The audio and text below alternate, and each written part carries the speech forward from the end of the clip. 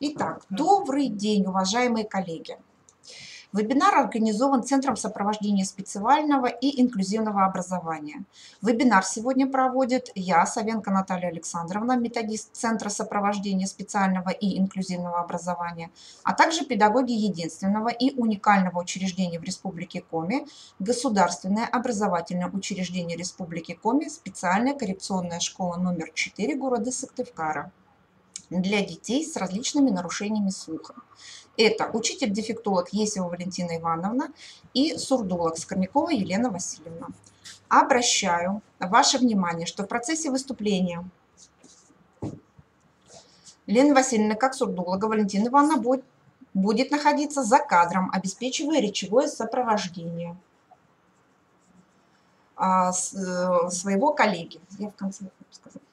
Итак, сегодня мы с вами изучим теоретические основы жестового языка, на котором говорят люди с различными нарушениями слуха, а также сурдопереводчики. С 1 сентября 2016 года введен в действие ФГОС НОО обучающихся с ОВЗ, где в том числе предусмотрен раздел по обучению глухих и слабослышащих детей. Это приложение номер 1 и приложение номер 2 данного стандарта. В нем содержатся направления работы, требования, предполагаемые результаты и так далее. Жестовая речь является одним из основных средств общения с глухими и слабослышащими людьми, а также средством общения между педагогами и детьми, обучающимися, а также их родителями. Этим объясняется на сегодняшний день интерес к жестовой речи.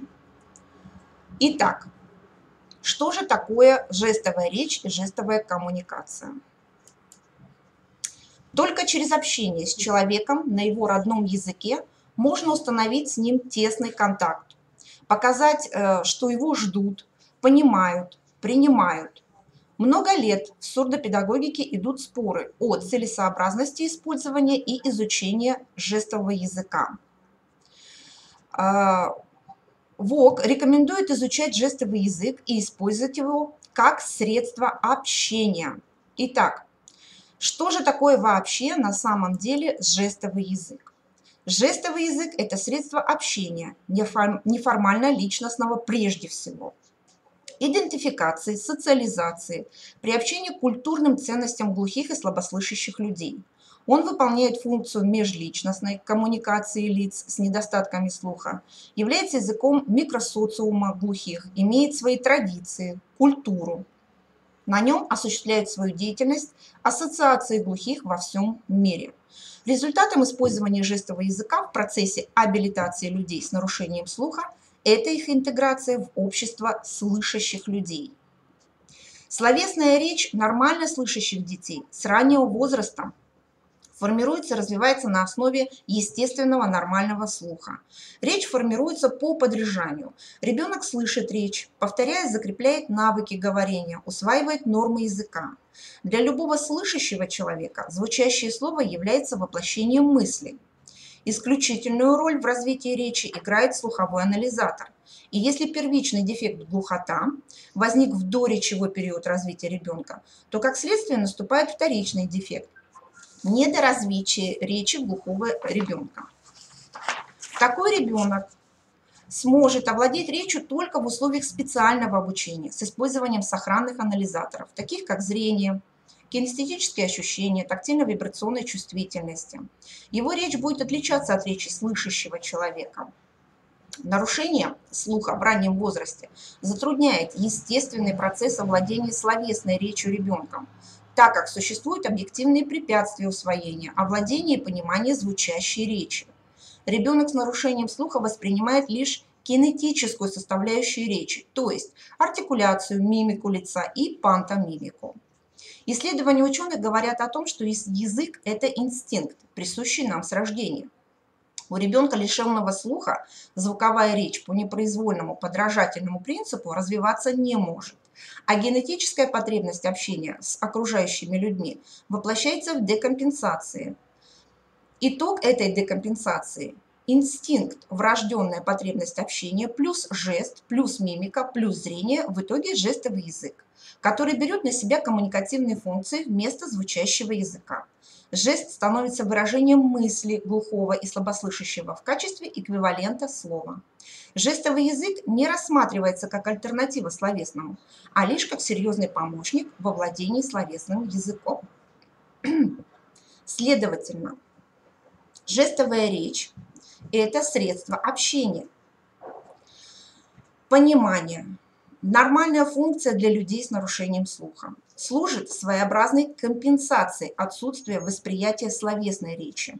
Следовательно, жестовая речь есть неспецифический язык глухих и слабослышащих людей, имеющих со словесным языком одну общую главную функцию – быть средством общения людей. Хочу обратить ваше внимание, что в коммуникации глухих и слабослышащих людей используются две совершенно различные системы коммуникации, такие как дактилология и дактильная речь, и жестовая речь. Объединяет их визуально-кинестетический способ передачи и восприятия информации, однако это не одно и то же. Дактильная речь – это особая кинетическая форма словесной речи, использующая пальцевую азбуку. Каждой букве алфавита соответствует определенный жест пальцами – дактилемы. Используя набор дактильных знаков, говорящий как бы пишет пальцами слова. Жестовая речь или жестовый язык состоит из комбинации жестов, каждый из которых производится руками в сочетании с мимикой, формой или движением рта и губ, а также в сочетании с положением корпуса и тела. Жестовая речь – это результат деятельности артикуляционного и двигательного комплекса. И надо отметить, что исключительно дактильный речевой акт наблюдается крайне редко. Чаще всего дактилирование сочетается с жестовой речью. Специфика структуры жеста заключена в своеобразии связи между его компонентами. Они воплощаются в жесте одновременно, и в этом принципиальное отличие от слова. Жестовое общение включает в себя две разновидности жестовой речи. Это калькирующая и разговорная. Калькирующая жестовая речь – это жесты являются эквивалентами слов, то есть копируют структуру словесного языка. Калькирующая жестовая речь используется в основном на телевидении, в сфере образования, в сфере культуры, на конференциях, собраниях и так далее. Используется в официальной сфере при общении слышащих друг с другом и при обсуждении лиц и обслуживании лиц с нарушением слуха. Разговорная же жестовая речь базируется на национальном жестовом языке и представляет собой полноценную лингвистическую систему. Эту разновидность жестовой речи представила и обозначила сурдолог, профессор Галина Лазаревна Зайцева. Данную речь она обозначила как русскую жестовую речь. Русская жестовая речь применяется в сфере непринужденного, неофициального межличностного общения глухих и слабослышащих людей. При помощи данной речи ведутся беседы в основном на бытовые темы. Также русская жестовая речь характерна для глухих, не владеющих звуковой устной и письменной речью. Русский жестовый язык – это естественный язык, используемый для коммуникации людьми с нарушениями слуха, проживающими на территории Российской Федерации и частично на территории ряда стран, бывших стран СНГ и Республик Советского Союза. Несмотря на то, что в его названии присутствует слово «русский», по отношению к русскому звуковому языку русский жестовый является особым, совершенно самостоятельным языком, со своими собственными законами, со своей лексикой, со своей грамматикой. Выделяют три компонента, формирующих жест. Первое – это конфигурация. В одноручных жестах положение пальцев и кистей рук и в двуручных жестах, где положение пальцев и кистей рук и взаимным расположением. Следующее – это локализация. Характеризуется местом исполнения жеста, то есть локализацией непосредственной. Следующее – это движение, то есть характеризуется направлением и движением жеста. Жесты бывают одноручные и двуручные. Фундаментальную роль в формировании лексики жестов и языков играет иконичность, то есть сходство между физическими характеристиками объектов реального мира и физическими характеристиками руки, которая выполняет жест. Существует несколько типов иконических жестов. Первое – это рисующие. Жест обрисовывает как бы контур обозначающего предмета. Пластические. Жест делает пластическое изображение, например, иконическое изображение стула. Имитирующие, где имитируется действие. Немануальный компонент характеризуется мимикой, пантомимикой и так далее. В русской жестовой речи, как и в других жестовых языках, нет специальных жестов для обозначения того, что всегда присутствует в разговоре. Например, части тела. При необходимости говорящий просто указывает на соответствующую часть рукой, так как жестовая речь разворачивается в пространстве, поэтому для описания физических объектов и событий используются их пространственные характеристики. Специфика же жестовой речи заключается в первую очередь в его носителях. То есть общение посредством жестового языка не ограничивается узким кругом людей. Также заключается в иной физической форме, то есть состоит из дактилем и жестов и воспринимается зрительно. Перевод словесной речи на язык жестов – очень сложный процесс. Многозначность слова и конкретность жеста существенно осложняет перевод. Для обеспечения правильного и выразительного перевода необходимо руководствоваться определенными приемами и правилами. Первое. Показ жеста должен быть четким, правильным. Следующее. Жест должен быть выразительным, подчинен паузам по смыслу, высказываниям. Как о средстве выразительности не стоит забывать, что в жестовой речи интонационная выразительность в первую очередь – это мимика. Следующее. Жест должен сопровождаться четкой и правильной артикуляцией, быть осознанным и максимально точным. Также необходимо включать в перевод дактилемы. Жест должен сохранять порядок слов в предложении. И поскольку жестовая речь не универсальна, лингвистические исследования показали, жестовые языки разных стран отличаются своеобразием лексики и грамматического строя. Однако одинаковые жесты все же встречаются в национальных жестовых языках различных стран. Существует также международный жестовый язык. Помимо национальных жестовых систем существует и международный, который именуется жестуно. Задача данного языка – облегчить общение между неслышащими представителями разных стран при проведении различных мероприятий, организуемых Всемирной организацией глухих. Международным комитетом был подготовлен словник, содержащий около 1500 жестов, отобранных из разных национальных жестов.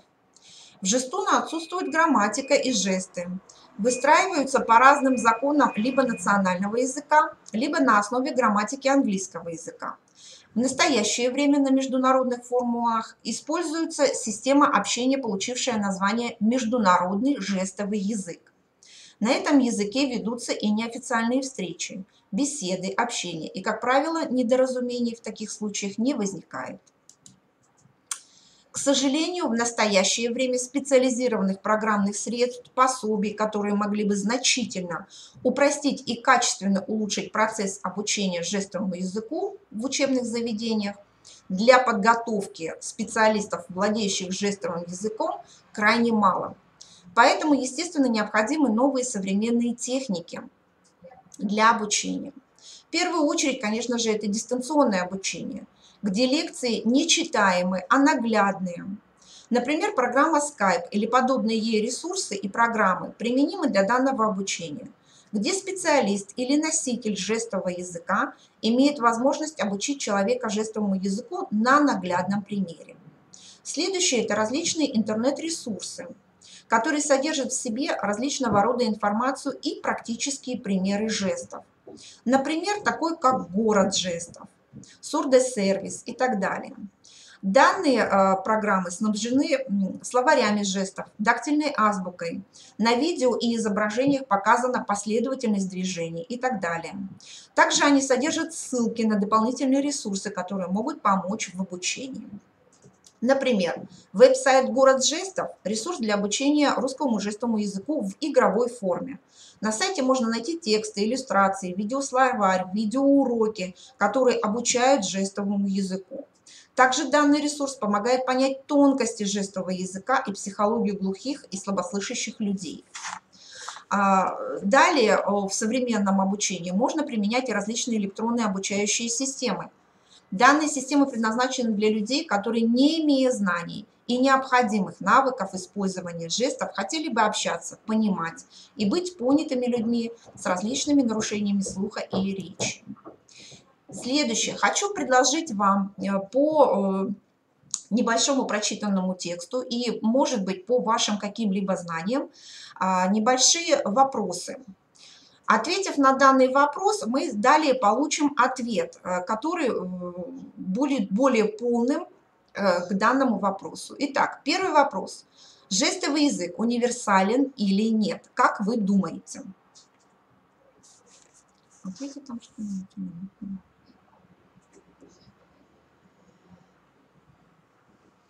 Нет? Итак, да. Нет, в каждой стране, естественно, имеется свой язык жестов. Однако существующий международный язык жестов, жестуна, в некотором смысле это аналог самого элементарного эсперанто. У некоторых жестовых языков есть похожая лексика, похожие грамматические принципы, выражения, отрицания и так далее. Глухие из разных стран каким-то образом, пока по непонятным причинам, могут общаться между собой практически без барьеров. Следующий вопрос. Существует ли письменность для жестовых языков? И если существует, то различна ли она в разных странах?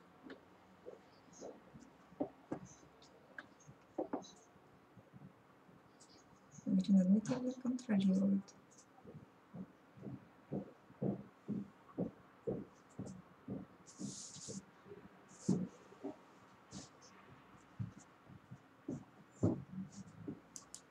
Итак, ответ. Существует несколько систем жестовой письменности, и в качестве алфавита в них используются символы, обозначающие компоненты жеста. Насколько подробно можно описать этот жест символами, записываются они на бумаге. Системы жестовой письменности универсальны, то есть они могут использоваться для записи абсолютно любого жестового языка. Такие системы нужны в первую очередь лингвистам и слышащим, изучающим жестовый язык.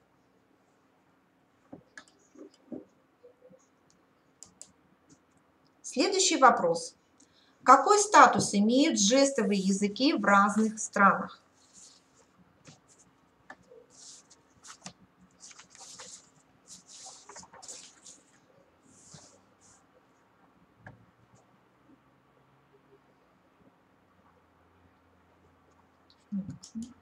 Итак, можно выделить несколько статусов языка жестов. В некоторых странах жестовый язык признан на конституционном уровне, признанный на национальном уровне или не признанный вообще. Жестовый язык не признан вообще в 3 странах – это Польша, Румыния и Болгария. В России до настоящего времени язык жестов не имел государственности. В настоящий момент русский жестовый язык имеет статус государственного. С января 2013 года вступил в силу закон, согласно которому государственные учреждения должны оказывать инвалидам по слуху услуги по сурдопереводу. На основании этого закона жестовый язык признан не только средством межличностного общения, а языком, имеющим официальный статус. Жестовый язык стал одним из официальных языков среди народов Российской Федерации и получил государственную поддержку.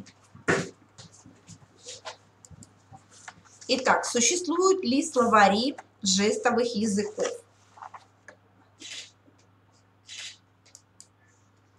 Словари жестовых языков существуют как в печатном, так и в электронном виде. И самые доступные словари, естественно, находятся в интернете. Они более обширны и более доступны.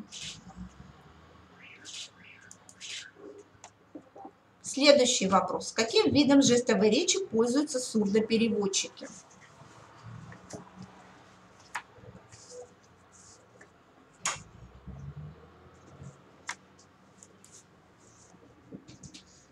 Сурдопереводчики часто пользуются звучащим языком, передаваемый жестами.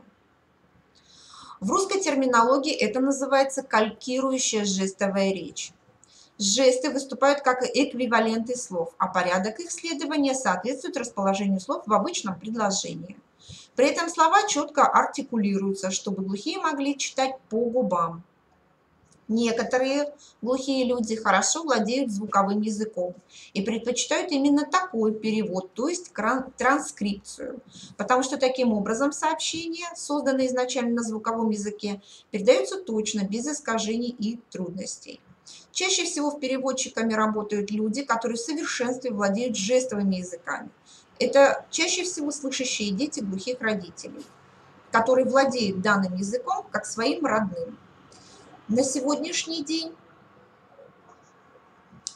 существует федеральный государственный стандарт «Язык русский жестовый», регулирующий оказание услуг по переводу для инвалидов по слуху, который вступил в силу с 1 января 2018 года.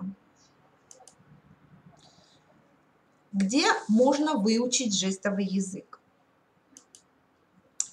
Жестовый язык можно выучить как в Центре образования глухих и жестового языка, ссылочка приводится.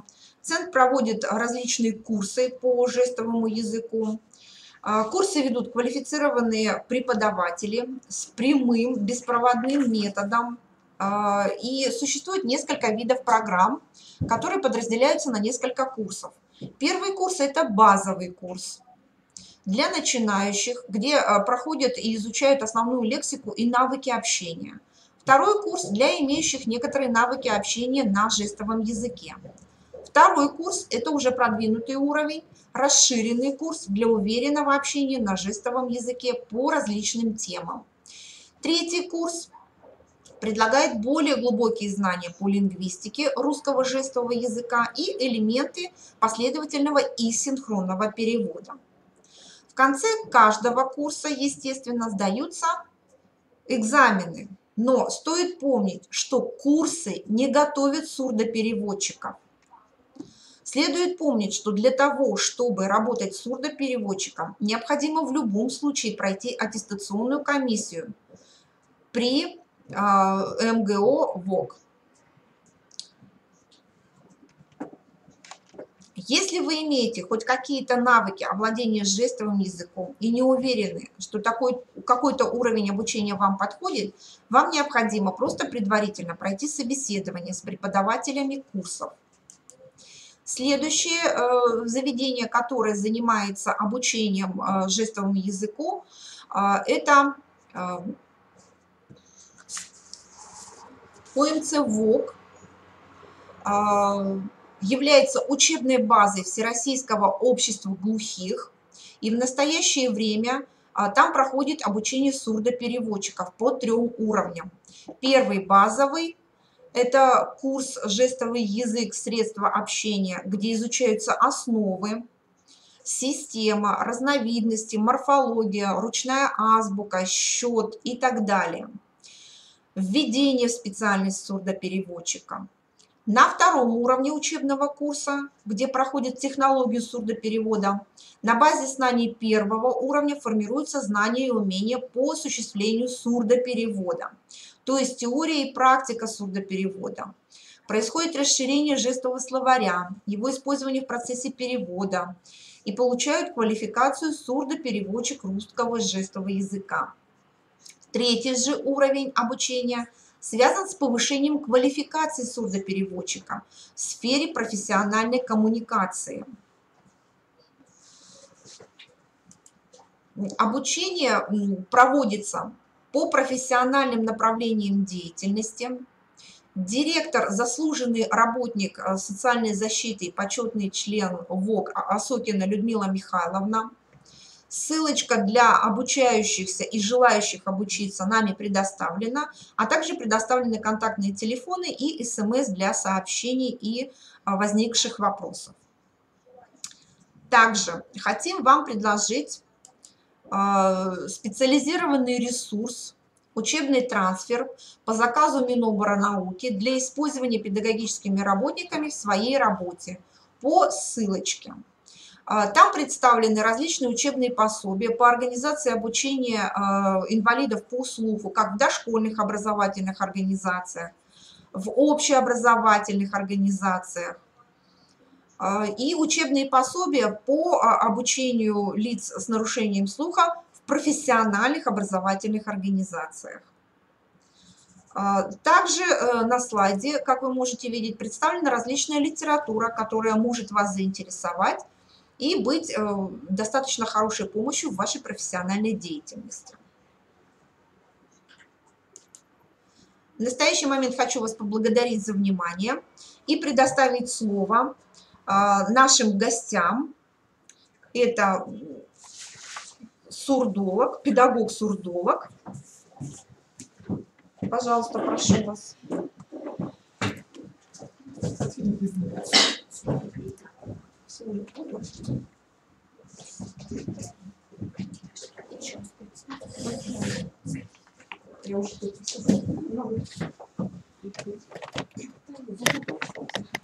Мы начинаем практическую часть нашего вебинара. Сегодня с вами будут работать Есева Валентина Ивановна, учитель-дефектолог школы-интерната номер 4, и Скорнякова Елена Васильевна, тоже дефектолог школы-интерната номер 4 города Сыктывкара для слабослышащих и глухих детей. Конечно, сегодня за небольшой промежуток времени мы не сможем показать вам жестовое обозначение всех слов русского языка. Мы поговорим только о тех словах, которые необходимы при первоначальном знакомстве с неслышащим человеком. Как мы с вами будем работать? Сначала мы произнесем слово и покажем жест. Вы внимательно его посмотрите. Потом мы покажем жест вместе с вами. Далее вы будете показывать жест самостоятельно. И закончим опять совместным показом жеста. Ну что, начинаем. Первая группа слов. Слова приветствия. Здравствуйте. Внимательно посмотрите, пожалуйста. Теперь давайте вместе покажем это слово. Здравствуйте. Теперь попробуйте, пожалуйста, сами сказать «здравствуйте» на языке жестов. И если получилось, давайте скажем и поздороваемся вместе. Здравствуйте. Можно поприветствовать друг друга и по-другому. Привет. Давайте покажем и скажем вместе. Привет. Теперь, пожалуйста, покажите сами этот жест. И давайте еще раз поприветствуем друг друга вместе. Привет. Хорошо. Доброе утро.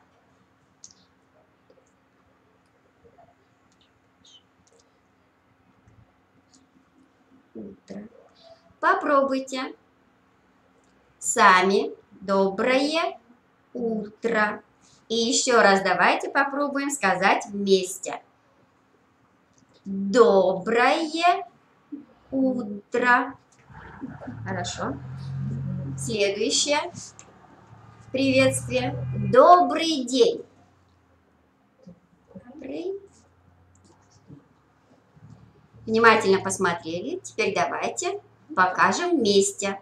Добрый день. Попробуйте показать и поприветствовать друг друга самостоятельно.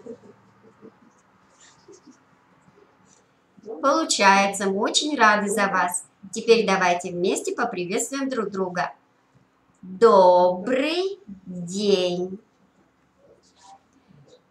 Следующее словосочетание. Добрый вечер. Добрый вечер. Внимательно посмотрели. Теперь делаем вместе. Добрый вечер.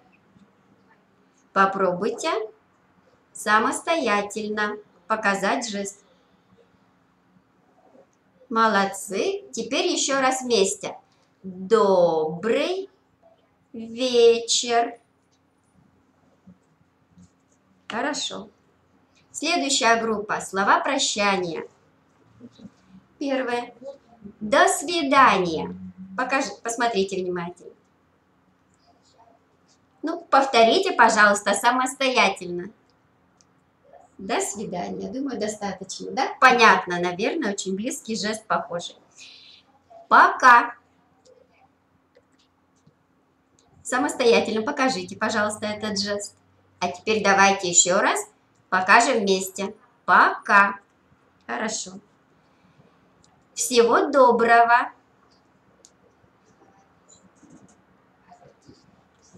Этот жест посложнее, да?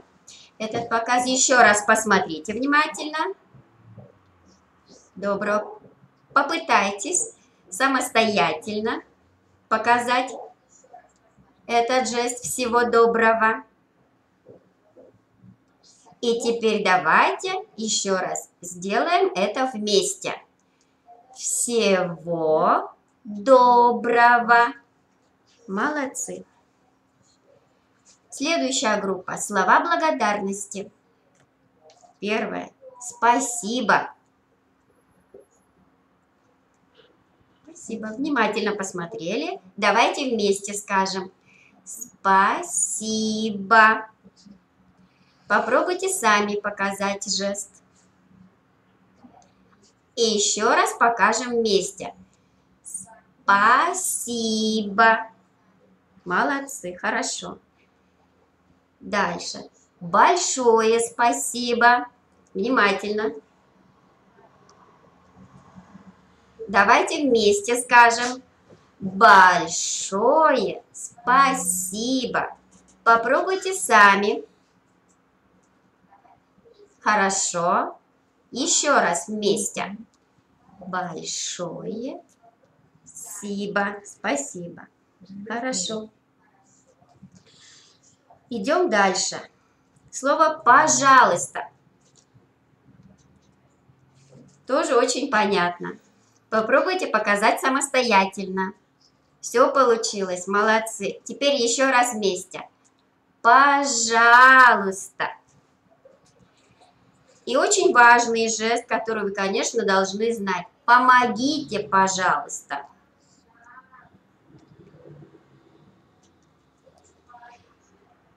Так. Жест сложноват, да?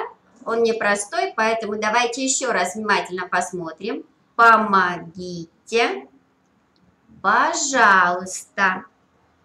Попробуйте показать сами. А теперь еще раз вместе с Еленой Васильевной. Помогите, пожалуйста. Молодцы, хорошо, спасибо. Теперь слова-вопросы, которые необходимы нам будут в дальнейшей работе. Первый вопрос – кто? Еще раз внимательно посмотрели. Кто? Попробуйте показать сами. И теперь еще раз вместе. Кто? Следующий вопрос. Что? Кто? Попробуйте показать сами. И еще раз вместе с Еленой Васильевной. Что? Хорошо. Следующее слово вопрос. Сколько? Легкие жесты понятны, я думаю, всем. Попробуйте показать его сами. И еще раз вместе с Еленой Васильевной. Сколько? Запомнили. Идем дальше. Вопрос где?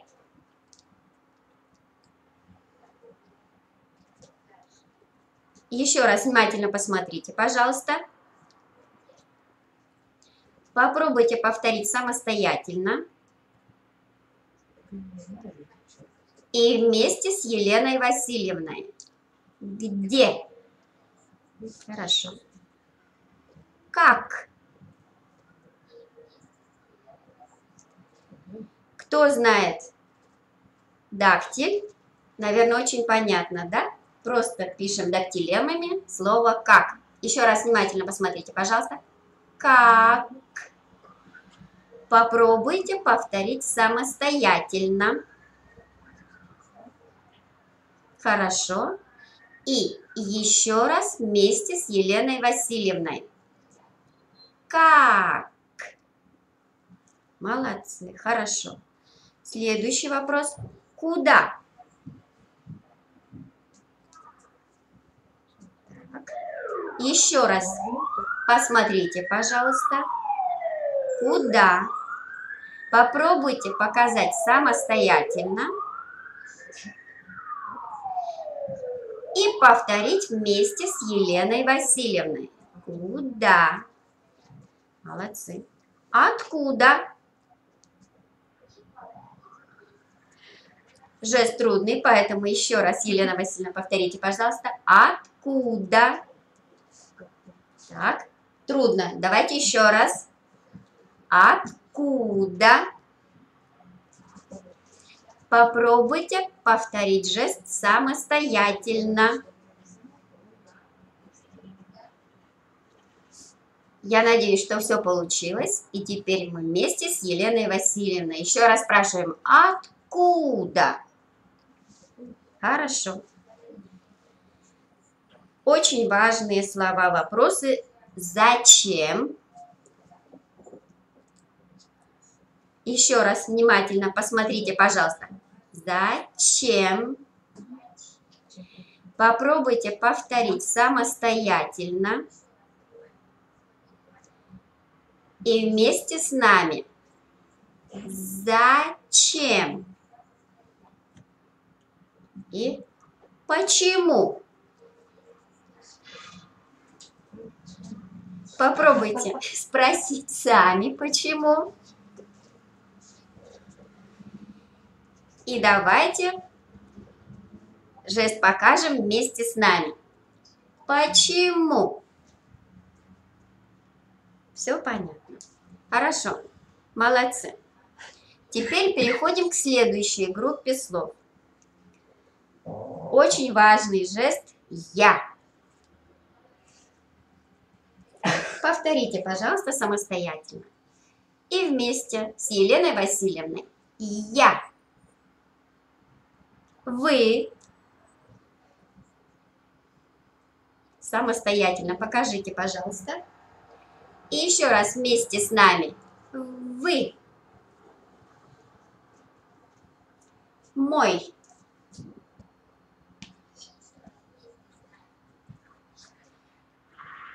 Самостоятельно вы, наверное, уже показали. И вместе с Еленой Васильевной еще раз. Мой.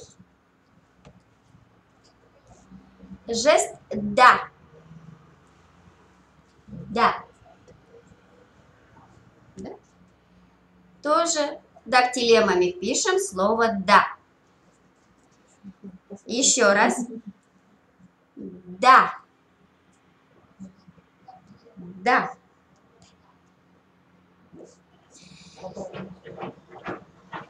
Покажите, пожалуйста, сами. И еще раз вместе с Еленой Васильевной. Да. Хорошо, молодцы. Нет. Самостоятельно покажите, пожалуйста, как вы скажете жестом «нет». И вместе с Еленой Васильевной. Нет. Хорошо. Знаю, не знаю. Первое слово знаю. Еще раз внимательно посмотрите, пожалуйста, Елена Васильевна. Еще раз. Знаю. Постарайтесь повторить самостоятельно. И еще раз вместе с нами. Знаю. Не знаю. Повторите, пожалуйста, жест самостоятельно. И еще раз вместе с Еленой Васильевной. Хорошо.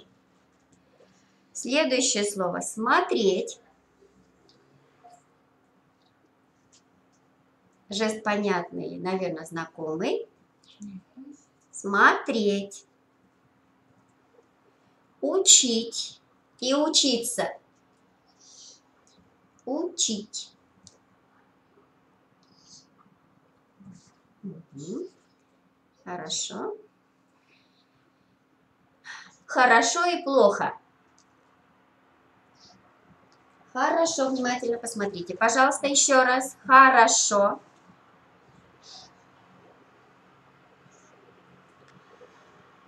Покажите жест сами. И еще раз вместе с Еленой Васильевной. Плохо. Внимательно еще раз посмотрите. Плохо. Повторите жест самостоятельно. И еще раз вместе с Еленой Васильевной. Плохо. Молодцы. Теперь переходим к следующей группе слов, которые необходимы при знакомстве с неслышащим человеком. Фамилия, имя, отчество. Первое слово – имя. Имя. Да? Повторите, пожалуйста, жест. Еще раз вместе с нами. Имя. Такой же жест мы показываем, когда говорим слово «зовут». Зовут. Тоже такой же жест. Запомните, пожалуйста. Имя. Фамилия. Внимательно посмотрели. Самостоятельно покажите, пожалуйста. И еще раз вместе с Еленой Васильевной. Фамилия. Отчество. Так. Жест достаточно трудный, Елена Васильевна. Давайте еще раз покажем. Отчество. Попробуйте повторить его самостоятельно. И еще раз вместе с Еленой Васильевной. Отчество. Молодцы. Хорошо. Так. Для знакомства будут нужны слова. Будем. Еще раз внимательно посмотрите, пожалуйста. Будем. Повторите сами. И еще раз вместе с Еленой Васильевной. Будем. Хорошо. Хочу или хотеть? Хочу. Еще раз внимательно посмотрите, пожалуйста. Хочу или хотеть, да? Знакомиться или познакомиться? Еще раз внимательно посмотрите, пожалуйста. Знакомиться. Попробуйте повторить жест самостоятельно. И еще раз вместе с нами. Знакомиться или познакомиться.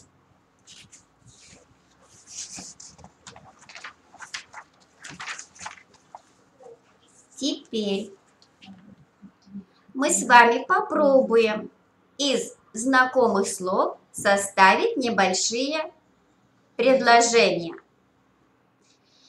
Текст будет такой. Здравствуйте, меня зовут, я хочу с вами познакомиться. Вспоминаем. Здравствуйте, меня зовут. Дальше идет имя. Я хочу с вами познакомиться. Я хочу с вами познакомиться. Так, внимательно посмотрели, вспомнили. Давайте еще раз отдельными предложениями. Первое предложение. Здравствуйте.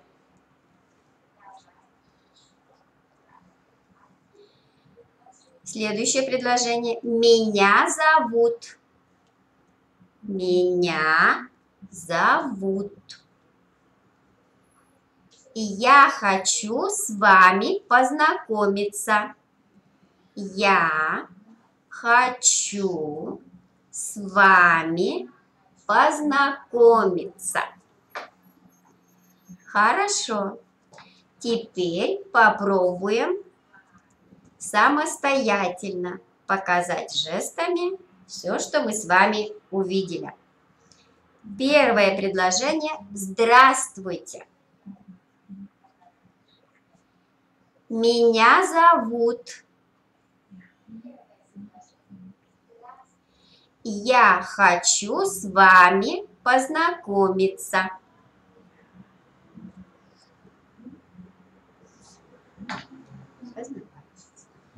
Молодцы! Давайте еще раз вместе с Еленой Васильевной. Здравствуйте! Меня зовут. Я хочу с вами познакомиться. Молодцы! Первый этап, да, первая группа слов нами пройдена. Переходим к следующей группе.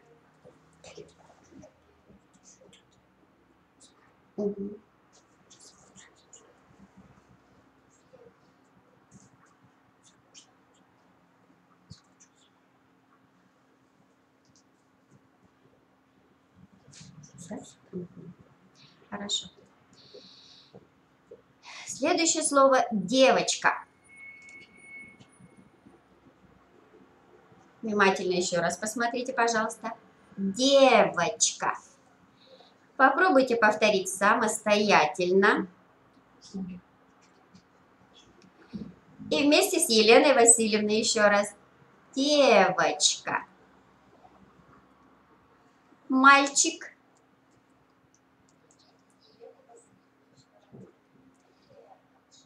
Внимательно еще раз посмотрите, пожалуйста. Мальчик. Попробуйте повторить самостоятельно. И еще раз вместе с нами. Мальчик. Хорошо. Дети.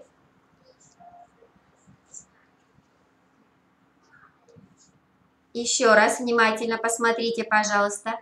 Дети. Повторите сами. И еще раз вместе. Дети. Ребенок или малыш? Ребенок.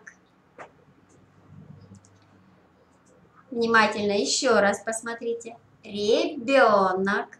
Повыше чуть-чуть. Ребенок. Хорошо. Сделайте самостоятельно.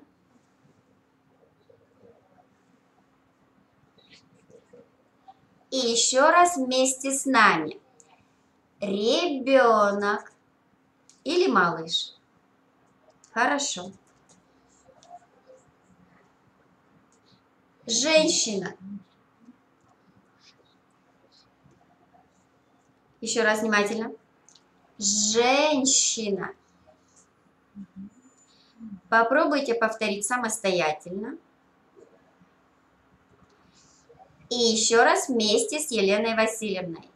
Женщина. Хорошо, молодцы. Мужчина. Жест сложный, Елена Васильевна. Покажите расположение пальцев. Угу. Мужчина. Покажите, пожалуйста, самостоятельно. И еще раз вместе с нами. Мужчина. Хорошо. Человек.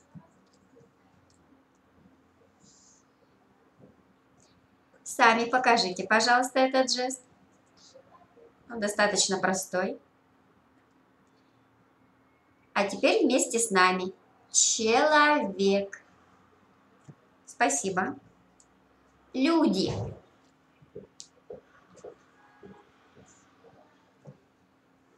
Попробуйте показать сами. Люди. И вместе с Еленой Васильевной. Люди. Хорошо, спасибо. Друг. Покажите, пожалуйста, сами. И вместе повторяем с Еленой Васильевной. Друг. Подруга. Подруга. Так. Девочка и друг, да? Очень понятный жест. Состоит из двух частей. Еще раз вместе. Подруга. Подруга. Хорошо. Товарищ. Товарищ. Жест, да? Мальчик, муж, мужчина. Мужчина и вторая половина. Жест друг. Еще раз внимательно посмотрите, пожалуйста. Товарищ. Попробуйте выполнить самостоятельно. И вместе с нами. Товарищ. Хорошо, спасибо. Теперь переходим к глаголам, которые нужны будут нам в следующей группе предложений. Первый глагол идет.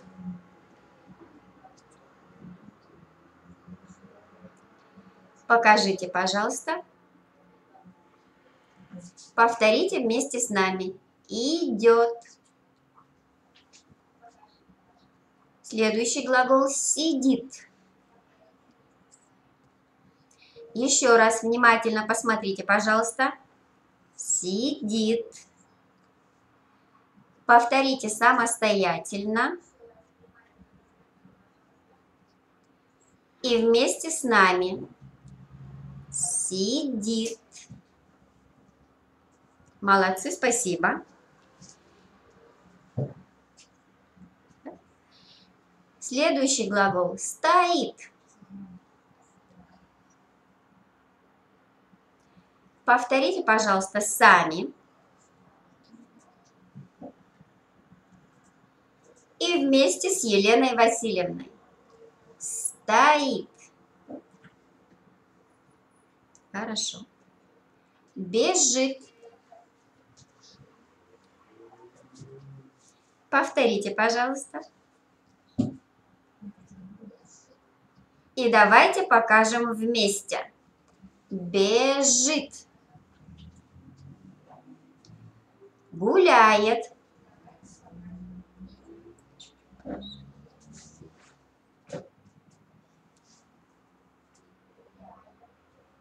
Повторите, пожалуйста, самостоятельно.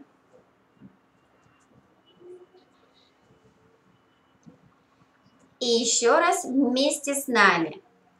Гуляет. Хорошо. И еще слова, которые нужны будут нам в дальнейшей работе. Большой.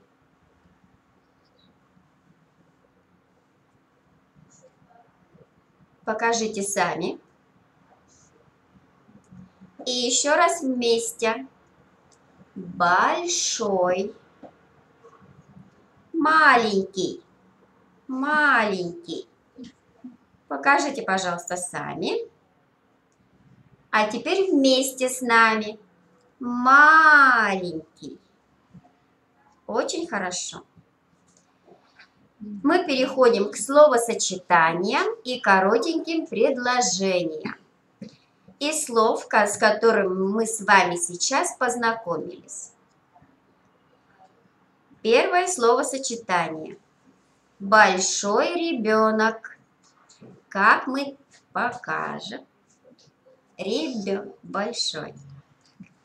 Так, еще раз, Елена Васильевна. Большой ребенок. Вы, наверное, заметили, что жест немножко отличается от первого. То есть большой мы показываем по-разному в зависимости от ситуации, да? И сочетание, с которым это слово идет, от существительного. Еще раз. Большой ребенок. Большой ребенок. Маленькие дети.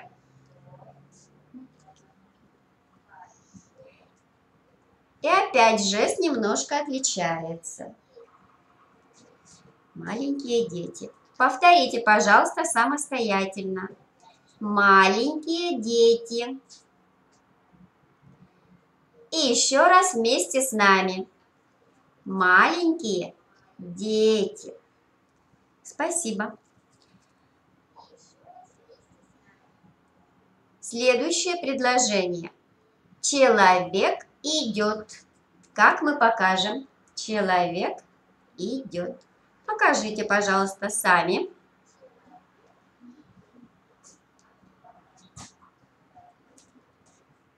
Теперь повторим вместе с Еленой Васильевной. Человек идет. Женщина сидит. Женщина сидит.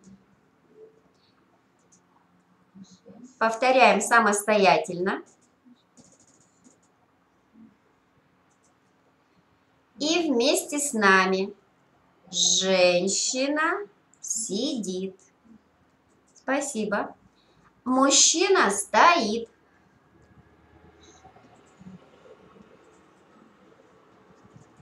Повторите, пожалуйста, сами. А теперь вместе с Еленой Васильевной. Мужчина стоит. Хорошо. Малыш бежит.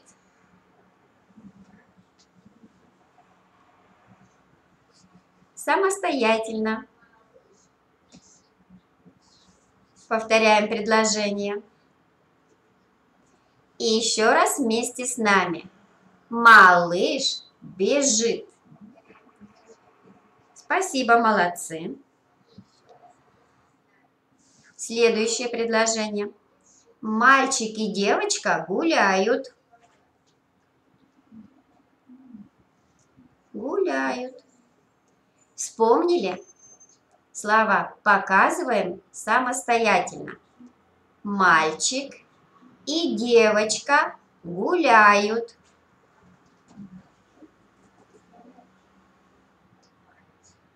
Хорошо. Мужчина и женщина познакомились. Женщина познакомились. Еще раз, Елена Васильевна, покажите, пожалуйста. Мужчина, женщина познакомились. Попробуйте повторить сами.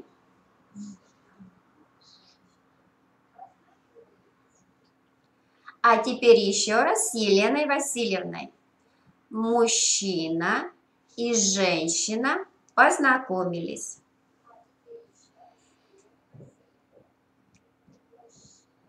Дети учатся хорошо.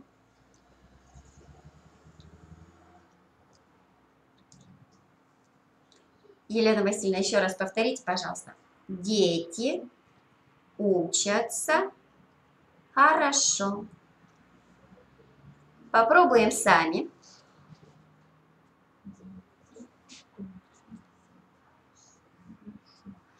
И еще раз вместе с Еленой Васильевной.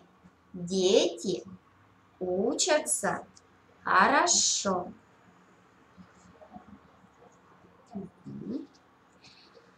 Мальчика зовут Володя, а девочку Катя. Мальчика зовут Володя, а девочку Катя. Дактиль, да. Собственные имена мы дактилируем. Давайте еще раз вместе с нами. Мальчика зовут Володя. Сильно почистай. Мальчика зовут Володя, а девочку Катя.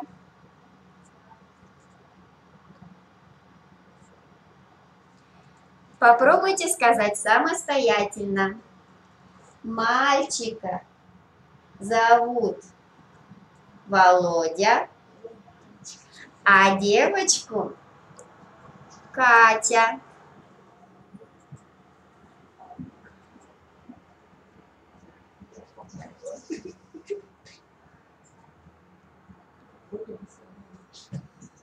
Хорошо. Спасибо. Следующая группа слов. Семья. Внимательно еще раз посмотрите, пожалуйста. Жест достаточно сложный. Семья. Собираем в круг. Семья. Постарайтесь повторить правильно. Семья. И еще раз вместе с Еленой Васильевной. Семья. Мама. Повторите, пожалуйста, сами. И вместе с Еленой Васильевной. Мама. Папа. Повторите, пожалуйста, самостоятельно. И еще раз вместе с нами. Папа. Сын.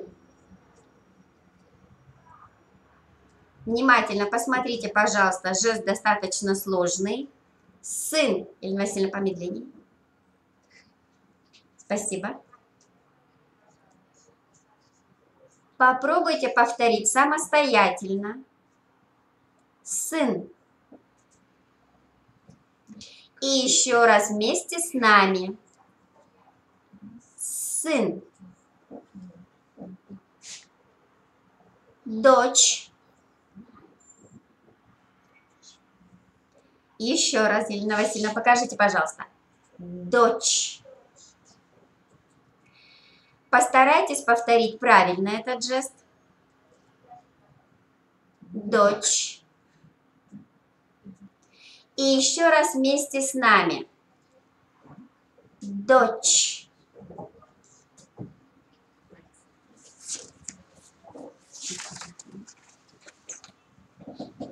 Брат. Еще раз внимательно посмотрите, пожалуйста. Брат. Повторите сами. Брат. И еще раз вместе с Еленой Васильевной. Брат. Сестра.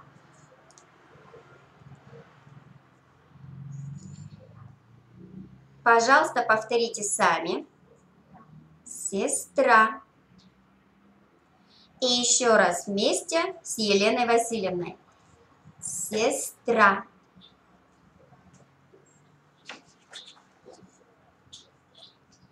Бабушка. Самостоятельно покажите, пожалуйста. Бабушка. И вместе с нами. Бабушка. Дедушка.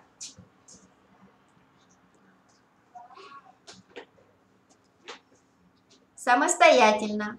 Жест дедушка. И еще раз вместе с нами. Дедушка.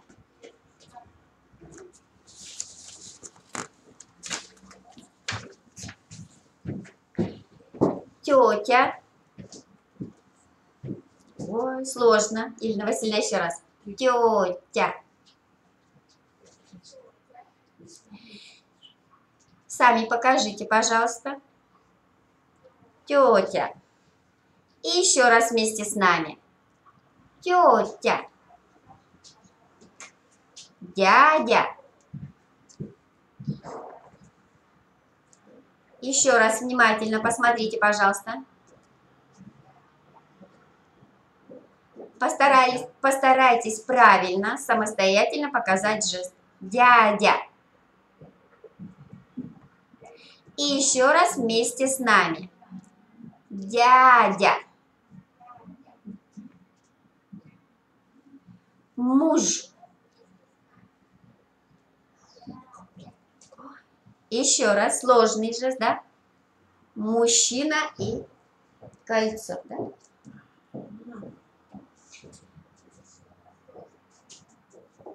Так, попробуйте показать сами. Муж. И вместе с нами. Муж. Жена. Да? От знакомых жестов уже понятно, от чего образованы дальше жесты. Хорошо. Родители.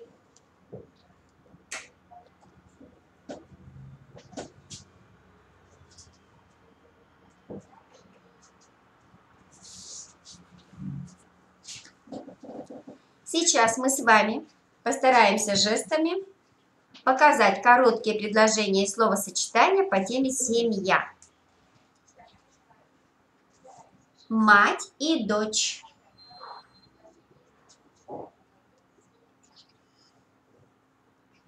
Внимательно еще раз посмотрите, пожалуйста. Мать и дочь. Самостоятельно повторите это предложение жестами. Мать и дочь.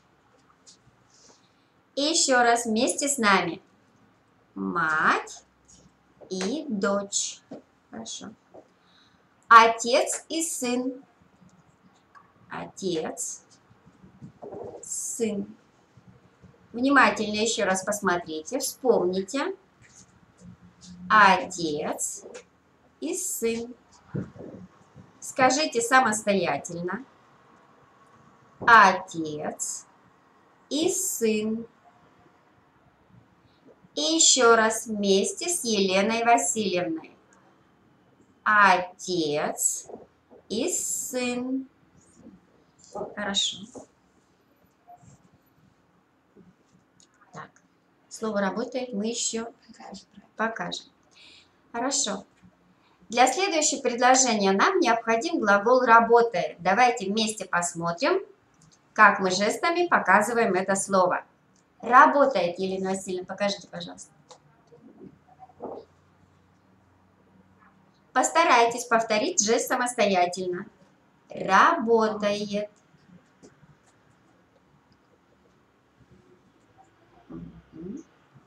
Работает. Хорошо. И небольшое предложение. Брат работает. Как мы покажем? Брат работает. Попытайтесь показать самостоятельно. Это предложение жестами. Брат работает.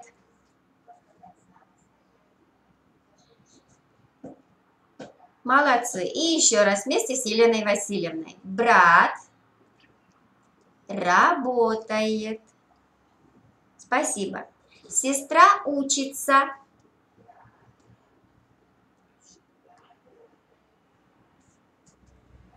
Дети гуляют.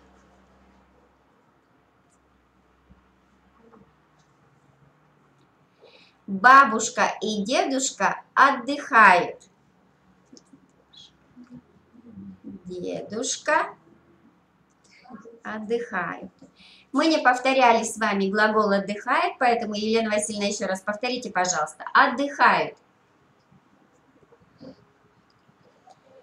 А теперь в предложении бабушка и дедушка отдыхают. Бабушка и дедушка отдыхают. Попробуйте самостоятельно показать жестами это предложение. Бабушка и дедушка отдыхают. Спасибо. Эта семья большая и дружная. Семья большая и дружная. Попробуйте показать самостоятельно. Эта семья большая и дружная. И еще раз вместе с нами. Семья большая и дружная. Отец и сын идут на работу. Отец и сын идут на работу. Еще раз, Елена Васильевна, повторите, пожалуйста. Отец, сын идут на работу. Попробуйте предложение повторить жестами самостоятельно. Отец и сын идут на работу. Еще раз вместе. Отец, сын идут на работу. Спасибо. Мать гуляет с маленькой дочкой. Мать гуляет с маленькой дочкой. Повторите, пожалуйста, это предложение самостоятельно. Мать гуляет с маленькой дочкой. Еще раз вместе с нами. Мать гуляет с маленькой дочкой. Девочка и мальчик спят. Девочка и мальчик спят. Повторите, пожалуйста, сами.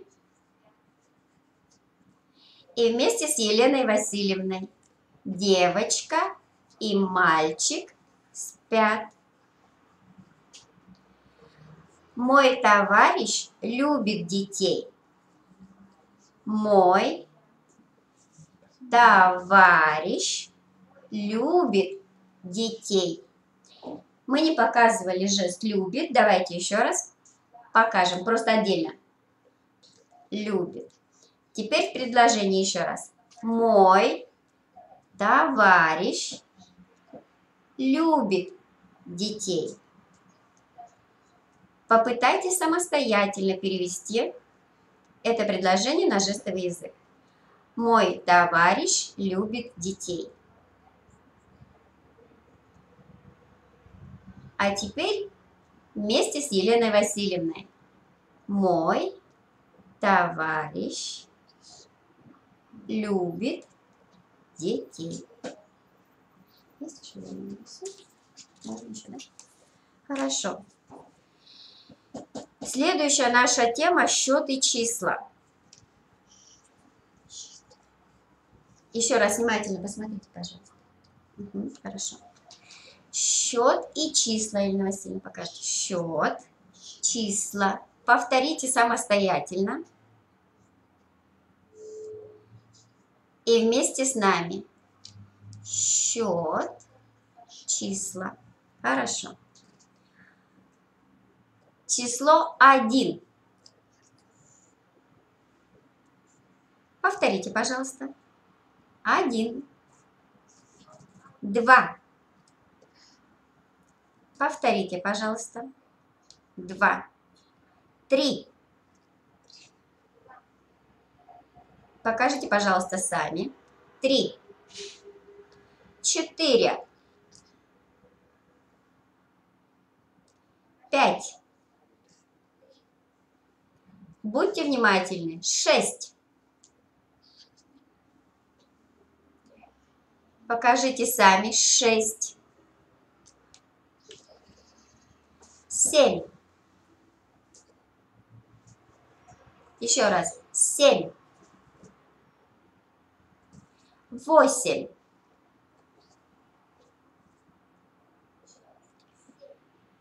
9. Еще раз. 9. 10. Покажите, пожалуйста, сами. 10.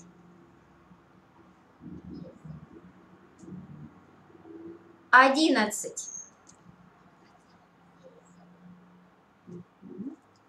Еще раз, Елена Васильевна, покажите, пожалуйста. 11. 12. Еще раз вместе с Еленой Васильевной. 12. 13. Вместе с Еленой Васильевной. 13. 14. Вместе. 14. 15. Еще раз вместе. 15. Теперь внимательно. 16. Еще раз посмотрите, пожалуйста. 16. Повторите сами. Еще раз вместе с нами. 16. 17. 17. Постарайтесь повторить правильно, самостоятельно. 17. 17. 18. Еще раз внимательно посмотрите, пожалуйста. 18. Немножко вот с этой стороны. 18. Повторите сами этот жест. И еще раз вместе с Еленой Васильевной. 18.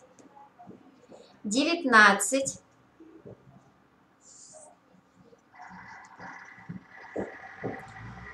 'Сами покажите, пожалуйста. 19. И еще раз вместе с нами. 19. 20.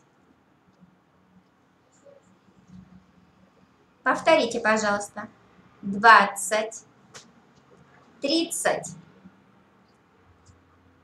40. 50. Давайте еще раз вместе. 20. 20. 30. 40. 50.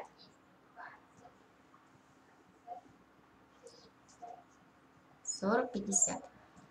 Хорошо. Дальше будьте внимательны. 60. Не путайте с числом 16. 60 и 16. Покажите, пожалуйста. 16. 16 и 60. 60. 70. Вместе. 70. 80. 80. 90 и 100. Сначала давайте еще раз. 60, 70, 80, 90, 100. Так, мы прошли с вами круглые числа до 100.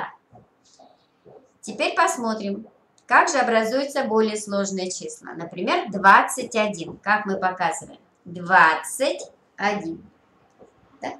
Понятная система. 31 будет 31. 45. 45. Да? Хорошо. 36. 30 и 6. 36. 87.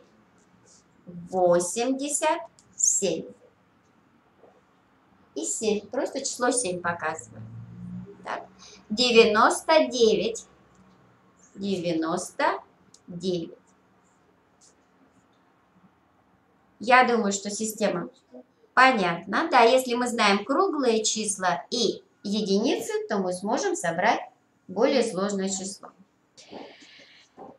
Так. 100. 1000. Как будет 1000, Елена Васильевна? Внимательно посмотрите. 1000. 1000. Хорошо. Миллион. И миллиард.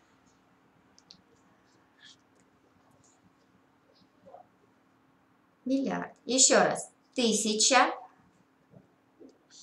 Миллион. Миллиард. Хорошо. Давайте чуть-чуть потренируемся. 1820. Как мы покажем? 1820.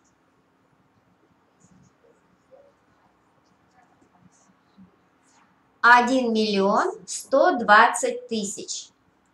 1 120 000.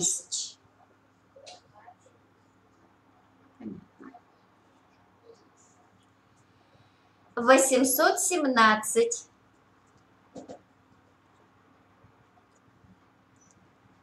817.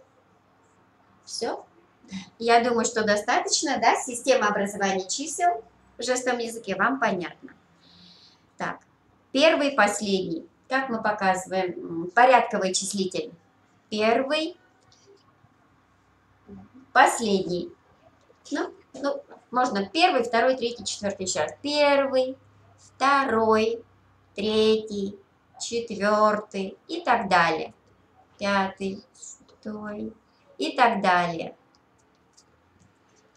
10. Да? Порядковые числительные тоже будут понятны, потому что мы все жесты проговариваем. Дальше. Много-мало. Как мы показываем? Много, мало. Давайте еще раз вместе повторим. Много и мало. Мало. Еще раз сами покажите, пожалуйста. Много, мало. Хорошо. Теперь при знакомстве нам иногда хочется узнать возраст и так далее. Поскольку мы все числа прошли, давайте спросим, сколько тебе лет? Как мы будем спрашивать? Сколько? Слово лет и год мы не по лет. Еще раз. Тебе лет. Попробуйте предложение перевести на жестовый язык сами. Сколько тебе лет? Лет.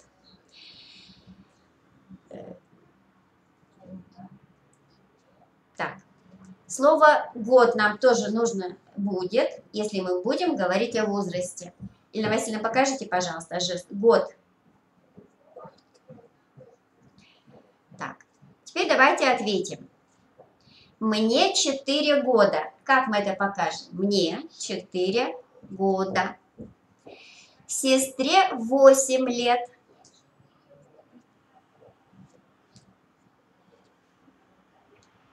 Давайте еще раз. Вместе с Еленой Васильевной. Мне 4 года. Мне 4 года. Сестре 8 лет.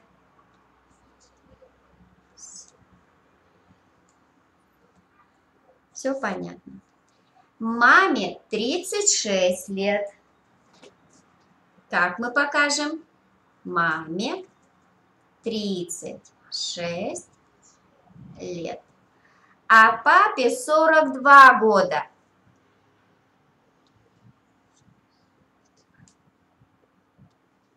Папе 42 года. Так, есть еще время? Все, скрываем. Вот некоторые темы, которые мы с вами хотели сегодня отработать. Если есть вопросы, можно прислать, да, в письменном виде? Можно в чате задать. Можно в чате задать вопросы или предложить темы для дальнейших занятий, которые мы с вами постараемся отработать. Спасибо вам за внимание и за интерес к русскому жестовому языку. Всего доброго. Давайте еще раз. Всего доброго. До свидания.